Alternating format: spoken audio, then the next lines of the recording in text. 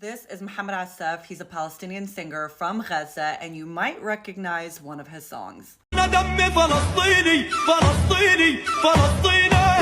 gotten many comments in the past month asking me, what does this song mean and why is everybody using it? And the song has everything to do with being a proud Palestinian. The song titled Dammi Falastini literally means my blood is Palestinian, and you wouldn't believe it, but Israelis actually signed a petition saying that the song was anti-Semitic. But before we get to that, let's start with his journey. Obviously, everybody knows the popular show American Idol, and back in 2011, there was an Arab idol in the Middle East. Mohammed Assaf at the time was a wedding singer, and when there was news that there was going to be an audition in Egypt for season 2, he knew he had to be there. But as you might know by now, leaving Gaza is almost near impossible, and it took him 2 days at the border just to cross into Egypt because of complications. And because of that, by the time he got to the hotel in Egypt to audition, the doors were already closed and they were not accepting any more contestants. But never underestimate a Palestinian's determination, because this man not only climbed the wall to get into the hotel,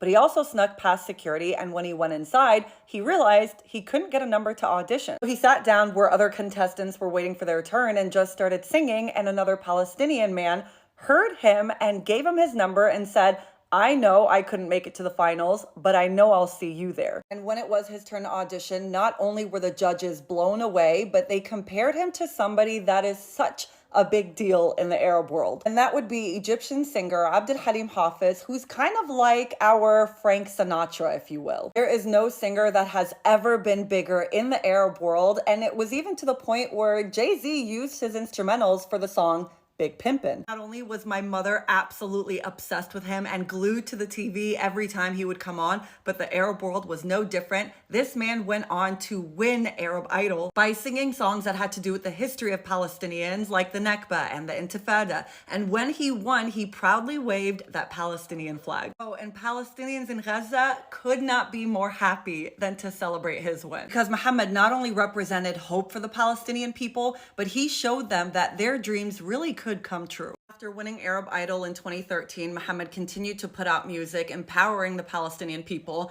and he released his song Dammi Falastini in 2015. Palestinians from Gaza are not allowed to go to the West Bank, but because he worked with UNRWA, it allowed him to secure an entry. But because Mohammed has been very vocal on social media about resisting the Israeli occupation, they blocked him from entering the West Bank. But it didn't stop there, because they also prevented him from entering Gaza. At the time, he put out a statement saying, "This is nothing but a continuation of the policies of oppression and curbing the freedoms suffered by my people, to whom I belong in the heart, entity, and soul. Nothing will deter me from loving my country and singing about it in all forums with my heart, oh, my country." And it didn't stop there, because Israelis started a petition to have his song Dammi Falastini removed from Spotify, and it was removed. It wasn't just Spotify, it was also Apple and other streaming services, but after backlash, Spotify relisted it. In a statement, Spotify Arabia said the removal of some of Mohammed Assaf's content was not determined by Spotify, but rather by the distributor.